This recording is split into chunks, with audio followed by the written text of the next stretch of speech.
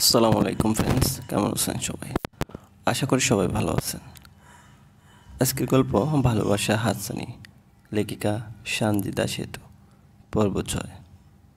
এনে ধর তোর ফেভারিট এক্সপ্রেসো কপি। চুপ। কিরে ধর, কি আশ্চর্য? আরহাম?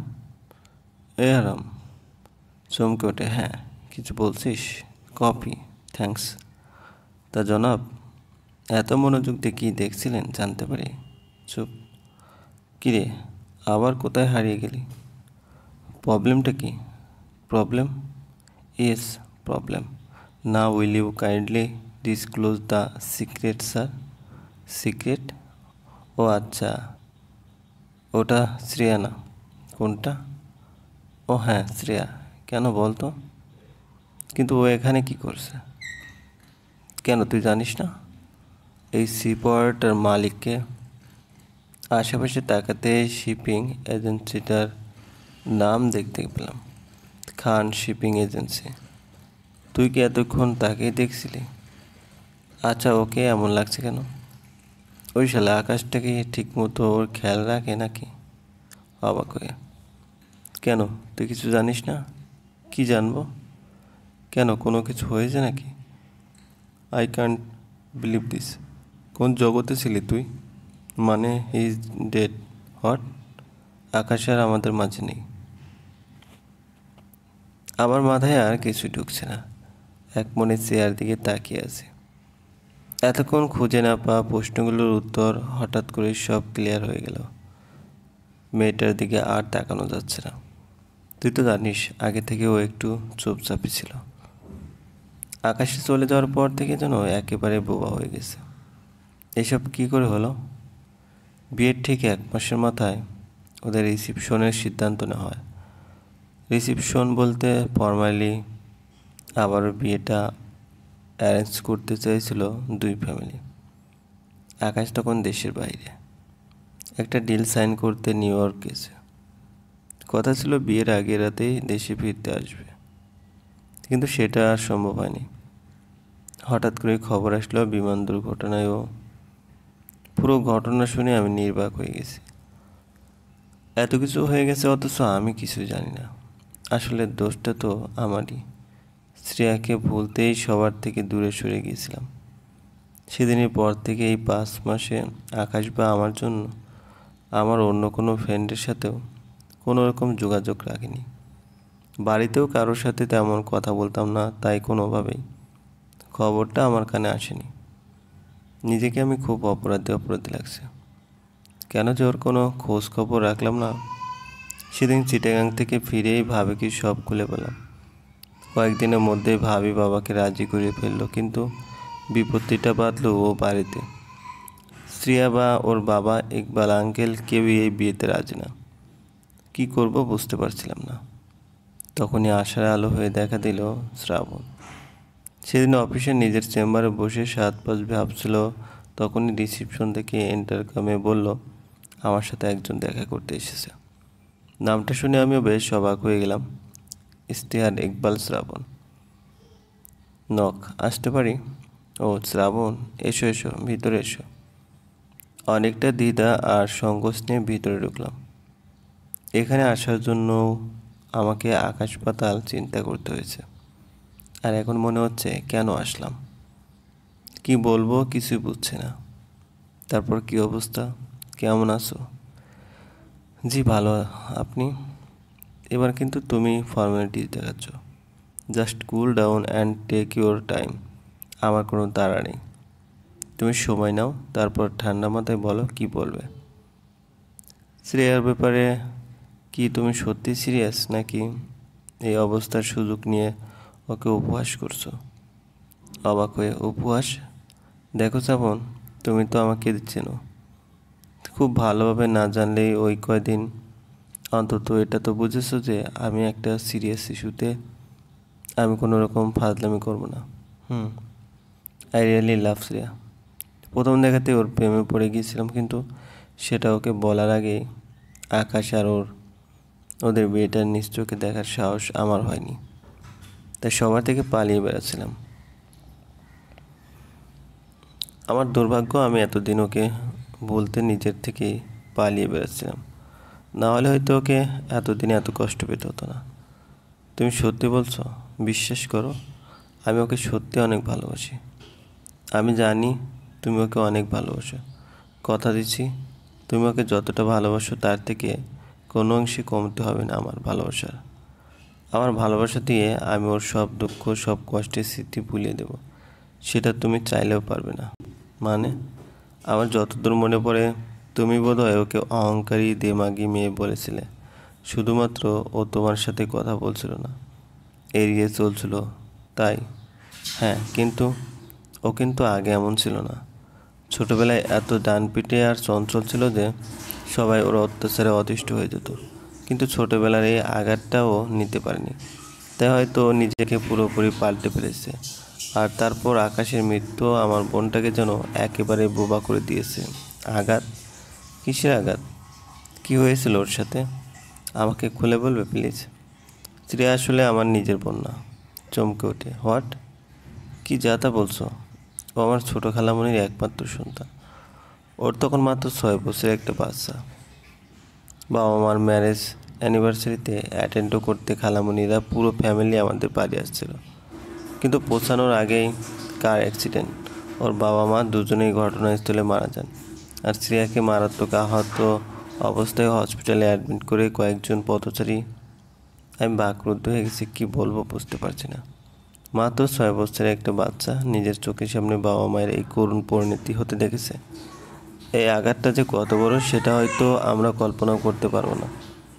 এর জন্যে কিও পুরোপুরি না, তবে অনেকটা রিলেটেড বলা যায়। মানে, সেদিন আমরা হাসপাতালে গিয়ে জানতে পারি সিয়ার এই অ্যাক্সিডেন্টের ব্যাপারে কিছুই মনে নেই। ও সব কিছু ভুলে গেছে, এমনকি নিজের বাবা মাকেও। ওকে আর এই দুঃসাহস চিঠিটা বহন করতে হবে না ভেবে শুরুতে আমরা সবাই একটু খুশি হলেও কিছুদিন পরেও বুঝতে পারলাম ও বদলে যাচ্ছে। ও স্মৃতিগুলোর পিছু ছিঁড়ে দিলেও স্মৃতিরা কিন্তু ওর পিছু ছাড়েনি, সবসময় ওকে তাড়া করে বেড়াচ্ছে।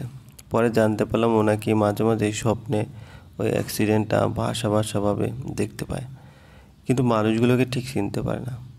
এটাই ওর সবচেয়ে বড় সমস্যা হয়ে দাঁড়ালো। যখনই একা থাকে ওর স্বপ্নের মানে আর মানুষগুলো কারা, এসব হাজারো প্রশ্নের উত্তর খুঁজে বের করার চেষ্টা করে। আর এভাবেই আমার হাসি খুশি বোনটা। আমার মাথায় কিছুই আসছে না, এখন কি আমার কিছু বলা উচিত? শ্রেয়াকে আমরা কেউ কখনো জানতে দেইনি যে ও আমাদের বোন না, কখনো কাউকে জানতে দিতামও না। কিন্তু আমার মনে হলো আমার সত্যিটা তোমার সত্যিটা জানা দরকার। সব আমার একটা কথা রাখবে? ওকে কখনো সত্যিটা জানতে দিও না। আর বোনটা আমার সহজে কাঁদে না, কিন্তু একবার কান্না শুরু করলে সহজে আটকাতে পারে না, তখন খুব কষ্ট পায়। তাই যখন ও কোনো কারণে কান্না করবে তখন ওকে একা ছাড়বে না প্লিজ। ওকে সান্ত্বনা দেওয়ার দরকার নেই, কিন্তু যতক্ষণ ও কাঁদবে ওর হাতটা শক্ত করে চেপে ধরে ওকে বুকে জড়িয়ে রাখবে প্লিজ। শ্রাবণ আমাকে কোনো কথা বলার সুযোগ না দিয়ে বেরিয়ে গেল। ও কি বলতে চাইলেও বুঝতে পারছি না, মাথাটা কাজ করছে না, কেমন যেন ফাঁকা ফাঁকা লাগছে। শেষ পর্যন্ত শ্রেয়ার ইচ্ছের বিরুদ্ধে বিয়েটা হয়ে গেল। সেদিন শ্রাবণ গিয়েই ইকবাল আঙ্কেলকে রাজি করিয়ে ফেলেছিল, আর ঠিক সপ্তাহখানেক পরে আমাদের বিয়েটা হয়ে গেল। শ্রেয়া আমাকে এখনও মেনে নেয়নি, এত সহজে নেবেও না জানি, কারণ আমি না হয় ওকে ভালোবাসতাম, কিন্তু ও তো আর আমাকে ভালোবাসেনি, বেসেছে আকাশকে, যাকে ও পাওয়ার আগেই হারিয়ে ফেলেছে। আঘাতটা যেহেতু বড় ঠিক হলেও তাই অনেক সময় লাগবে, আর আমি সেই সময়টারই অপেক্ষায় আছি। শুনছেন? শ্রেয়ার কণ্ঠ শুনে সম্বিত ফিরল। অতীত থেকে বর্তমানে ফিরে আসলাম। কিছু বলবে? বলছিলাম আপনার কি কিছু লাগবে? ও না, সন্ধ্যা নেমে আসছে, তুমি বরং ভিতরে যাও। জি আচ্ছা, আপনিও ভিতরে আসুন, না হলে ঠান্ডা লেগে যাবে। রাতে প্রায় মাঝরাতে পুরো রিসোর্টটায় মনে হচ্ছে ঘুমিয়ে পড়েছে। জেগে আছি বলতে আমরা দুজন। আমি এখন কটেজের বেলকনিতে দাঁড়িয়ে দূর পাহাড়ের দিকে তাকিয়েছি। এই অন্ধকারে পাহাড় কেন, আকাশের চাঁদ আর তারা ছাড়া অন্য আর কিছু দেখা যাচ্ছে না। তবুও আমি আকাশের দিকে তাকাচ্ছি না, কেন জানি অন্ধকারটা উপভোগ করতে ভালো লাগছে। একটু শীত শীত লাগছে, কিন্তু তবুও ভিতরে যেতে ইচ্ছে করছে না, কারণ ভিতরে গেলেই উনি ঘুমানোর কথা বলবেন, আর ওনার সাথে এভাবে এক বিছানায়। কী ব্যাপার, ঘুমাবে না? রাত তো অনেক হলো, চমকে ওঠে। জি, ও হ্যাঁ, আসছি। তাড়াতাড়ি আসো। রাত যত বাড়বে ঠান্ডাও কিন্তু বাড়তে থাকবে। না মানে আসলে আমার ঘুম আসছে না। আপনি বরং ঘুমিয়ে পড়ুন। আমার যখন ঘুমোতে ইচ্ছে করবে তখন না হয়। ওকে, অ্যাজ ইউর উইশ। চলে আসলাম। ওর প্রবলেমটা আমি বুঝতে পারছি। আসলে এখানে তো রুমে কোনো সোফা নেই, একটা মাত্র বেড, তাছাড়া আর তেমন কিছুই নেই। তাই উনি চলে গেলেন, আমি আবারও অন্ধকারের মাঝে হারিয়ে গেলাম। উনি ঠিকই বলেছেন, পাহাড়ের শীতটা একটু অন্যরকম। দিনের বেলা ইভেন সন্ধ্যার দিকেও বেশ গরম গরম ভাব ছিল, অথচ রাত বড় বাড়ছে। শীতটা যেন বেড়েই চলেছে। প্রচণ্ড ঠান্ডা লাগছে, একটা চাদর গায়ে জড়াতে পারলে ভালো হতো, কিন্তু এখন তো ভেতরে চাদর আনতে যাওয়া সম্ভব না। তাই গায়ের ওড়নাটাই আরও ভালো করে পেঁচিয়ে নিলাম। হঠাৎ একজোড়া উষ্ণ হাতের ছোঁয়া অনুভব করলাম। হাত দুটো আরও কারো না কারো আহামের। উনি একটা চাদর হাতে নিয়ে দাঁড়িয়ে আছেন। আমি ঘুরতেই ভালো করে আমার গায়ে জড়িয়ে দিলেন। আর বেশিক্ষণ বাইরে থেকো না, শীত কিন্তু আরও বাড়বে। তখন কিন্তু এই চাদরে কিছু করতে পারবে না। আমার প্রচণ্ড ঘুম পাচ্ছে, সো গুড নাইট। আর হ্যাঁ, আমি আমার বিছানা করে নিয়েছি। তোমারটা একটু কষ্ট করে তুমি না হয় ঠিক করে নিও। বিছানা ঠিক করে নিয়েছি মানে? বিছানা তো ঠিকই আছে তাহলে। হ্যাঁ, বিছানা তো আছেই, কিন্তু আমি তো আর এত ভাগ্যবান নই যে ওই বিছানায় আমার। মানে কোথায় ঘুমাবেন আপনি? Good night.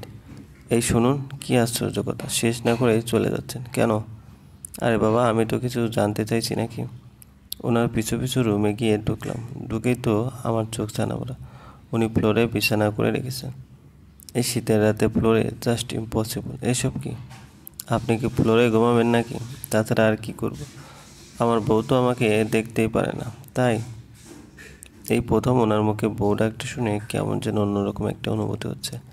বাজে কথা রাখুন আর চুপচাপ বালিশ নিয়ে উপরে উঠে আসুন।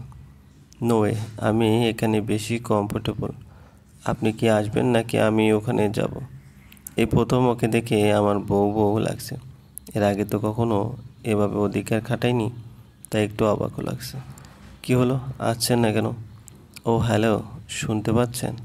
দ্যাট, এইভাবে হবে না। ঠিক আছে, আপনি থাকুন ওখানে, আমিও না হয় আজকে ওখানেই ঘুমাবো। এই না না না, তোমাকে আসতে হবে না, আমি আসছি। বিছানা বালিশ নিয়ে উপরে গিয়েই শটান হয়ে শুয়ে পড়লাম। অসাবধানতায় আমার হাত একটু ওর কোমরে টাচ হতেই দেখলাম ও লাফ দিয়ে উঠে দাঁড়ালো। খুব আনইজি লাগছে। এভাবে উঠে দাঁড়ানো একদমই ঠিক হয়নি, কিন্তু এখন কি করি? আবারও বেলকনির দিকে হাঁটা ধরলাম। ওদিকে কোথায় যাচ্ছ? না মানে ওই এমনি। চুপচাপ শুয়ে পড়ো, রাত অনেক হয়েছে। বললাম তো আমার ঘুম আসছে না। আপনি ঘুমান না, আমি একটু পরে ঘুমাবো। প্রচণ্ড রাগ লাগছে, কন্ট্রোল করতে পারছি না। কি সমস্যা এই মেয়ের? এই 2 মাসেও কেউ আমাকে একটু বিশ্বাস করতে পারেনি। আমাকে এতটাই অবিশ্বাস করে যে আমাকে অ্যাভয়েড করার জন্য এই শীতের রাতে বাইরে থাকতে বাঁচিয়েছে। উনি কিছু বলছে না দেখে আবারও হাঁটতে লাগলাম। দাঁড়াও। ওনার কণ্ঠ শুনে থমকে দাঁড়ালাম। জি। উঠে গিয়ে সোজা ওর হাত ধরে ফেললাম, তারপর টেনে ভিতরের দিকে নিয়ে আসলাম। এ কী করছেন আপনি? কী আশ্চর্য, এটা কোনো ধরনের ভদ্রতা? চুপ, একদম চুপ। একেবারে চুপ হয়ে গেলাম। ওনাকে এত রাগ করতে আগে কখনো দেখিনি, তাই প্রচণ্ড ভয় লাগছে। এই মেয়ে, কী সমস্যা তোমার? আমি কি বাঘ নাকি ভাল্লুক? আমার সাথে কি এক বিছানায় ঘুমালে কি আমি তোমাকে খেয়ে ফেলবো? 2 মাস হয়ে গেল আমাদের বিয়ে হয়েছে, এতদিনেও আমাকে বুঝতে পারলে না? আরে বাবা, আমি যদি চাইতাম তাহলে কি এতদিন তোমার সাথে কিছুই করতে পারতাম না? আমাদের মাঝে কিছু হয়নি কারণ আমি চাইনি তোমার ইচ্ছের বিরুদ্ধে কিছু হোক। আজকেও তার ব্যতিক্রম হবে না, সেটা এক বিছানায় হোক আর আলাদা বিছানায়। It doesn't really matter to me.